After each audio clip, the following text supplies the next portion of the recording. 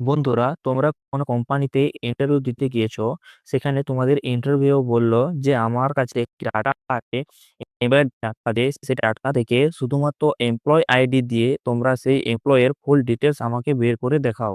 তো তোমরা সেক্ষেত্রে যদি ডাটাটি যদি তোমাদের সেক্ষেত্রে যদি হরাইজন্টালি থাকে, সেক্ষেত্রে তোমরা যদি ভিলুকআপ ফর্মুলা ইউজ করো, তোমরা কিন্তু সেই ডাটা তোমরা খুঁজে পাবে না, বা সেই ভিলুকআপ ফর্মুলা তোমাদের কিন্তু ইউজ হবে না। সেক্ষেত্রে আমরা কি করব না, এখানে আমরা যে যে ডাটাটি আমাদের হরাইজন্টালি আছে, হরাইজন্টালি মানে আমাদের দেখতে পাচ্ছ যে হেডিং গুলি আছে, সেই হেডিং গুলির যে এখানে দেখতে পাচ্ছ এমপ্লয় আইডি, সেই আইডি গুলি দেখতে পাচ্ছ হরাইজন্টালি আছে। এখানে কলম ওয়াইজ আছে, এ বি সি ডি এডি দেখতে পাচ্ছ কলম ওয়াইজ যেগুলি আছে, আমাদের যে ডাটা সেই ডাটাটি হরাইজন্টালি আছে। সেক্ষেত্রে আমরা কি ফর্মুলা করব না, এখানে আমরা এইচ লুকআপ ফর্মুলা ইউজ করব, মানে হরাইজন্টালি লুকআপ করব। তো এক্ষেত্রে আমরা এখানে আমরা দেখতে হেডিং গুলি আছে, এই হেডিং গুলিকে আমি কপি করে এখানে নিয়ে নিয়েছি। তোমরা ওখানে কপি করে এক জায়গায়, যে কোনো বড় ডাটায় থাকুক না কেন, তোমরা হেডিং গুলো কপি করে এক জায়গায় নিয়ে নেবে। তারপরে আমি কি বের করব, এমপ্লয় আইডির ভিত্তিতে আমি ফুল ডিটেলস এমপ্লয় বের করব। তার জন্য এমপ্লয় নেমের জায়গায় আমি কি করব, ইকুয়াল দিয়ে H lookup, H lookup search করে আমি লুকআপ ফর্মুলাটি অ্যাপ্লাই করব এখন। তো এইচ লুকআপ সার্চ করার পরে এখানে দেখতে হচ্ছে সিনট্যাক্স এর যে আর্গুমেন্টটি আছে লুকআপ ভ্যালু, লুকআপ ভ্যালুতে আমি দেব এর একটি, এখানে জিরো আইডি সেলটি আছে সেটি সিলেক্ট করে নেব। সিলেক্ট করে সেটি কমা দিয়ে দেবো। কমা দেওয়ার পরে এখানে দেখতে পাচ্ছ টেবল অ্যারে লেখা আছে। টেবল অ্যারেতে আমি টোটাল যে ডাটাটি আছে সেই ডাটাটি তোমরা সিলেক্ট করে নেবে।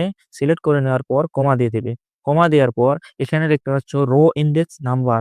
তারপরে জিজ্ঞেস করছে না row index number, row index নাম্বারের জন্য আমরা কি করব, এখানে একটা নতুন ফর্মুলা ইউজ করব। সেটা হচ্ছে ম্যাচ ফর্মুলা।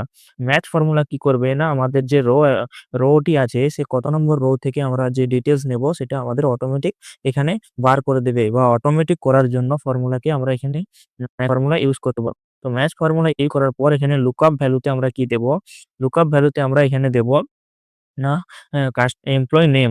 তো এমপ্লয়ি নেম আমাদের যেহেতু এখানে দেখতে পাচ্ছ ফর্মুলাটা নিচে আছে, সেই জন্য আমরা আচ্ছা এখানে সেলটা খালি সেলে ক্লিক করে এখানে রাইট অ্যারো ক্লিক করে নিলেই দেখতে পাবে আমাদের যে নিয়ে নিয়েছে এখানে C13, এখানে সি কলমে আছে আমাদের এমপ্লয়ি নেম, সেই জন্য C13 নিয়ে নিয়েছে।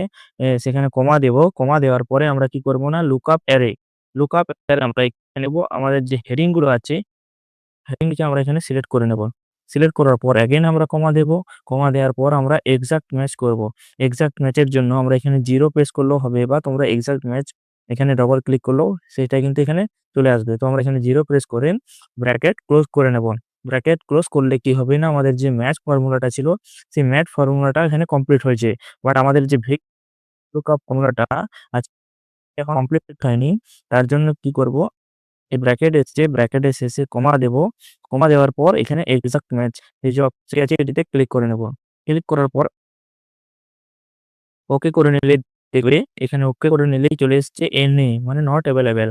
কারণ আমরা এখানে কোনো কি করেছি না, এখানে কোনো আমরা এখনো এমপ্লয় আইডি পুট করিনি। দেখো এখানে এমপ্লয় আইডি পুট করলেই সেই এমপ্লয় আইডির যে নেম এখানে দেখতে পাচ্ছ অটোমেটিক এখানে চলে এসেছে। এখানে অজয় পান্ডে আছে দেখতে পাচ্ছ এখানে 1001, তার যে এমপ্লয় অজয় পান্ডে, অজয় পান্ডে চলে এসেছে।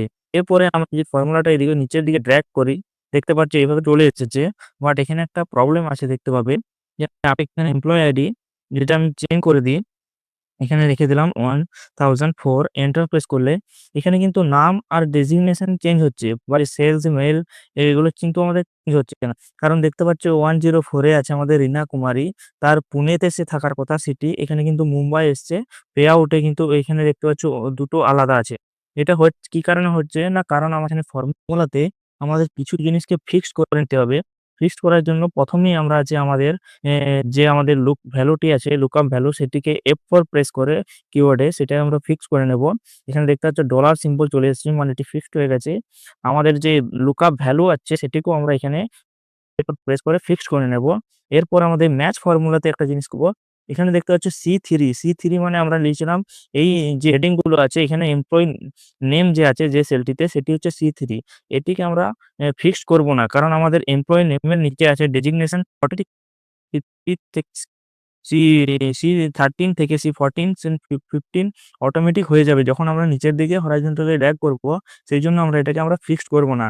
কিন্তু এখানে দেখতে পাচ্ছি C12 বা C18 এটিকে আমরা ফিক্সড করে নেব, কারণ আমরা এই যে হেডিং গুলো আছে এখান থেকে আমাদের ডাটা চাই। তো সেক্ষেত্রে আমরা এটিকে এই হেডিংটিকে আমরা কি করব না ফিক্স করে নেব। এরপরে দেখতে পাচ্ছি এখানে E13 আছে। E13 আমাদের যে ম্যাচ এখানে ছিল, এখানে আমাদের কি ছিল না ম্যাচ।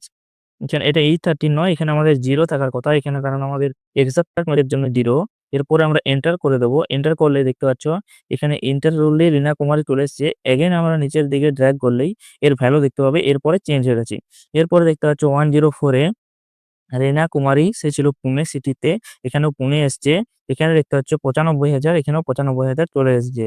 এরপরে তোমরা যদি এখানে যেকোনো ভ্যালু যদি চেঞ্জ করে দাও, যেকোনো আইডি, এমপ্লয়ি আইডি চেঞ্জ করার পরেই এন্টার করলে দেখতে হবে তার যে ডিটেইলস সে অটোমেটিক এখানে চেঞ্জ হয়ে তোমাদের সামনে শো হয়ে গেছে।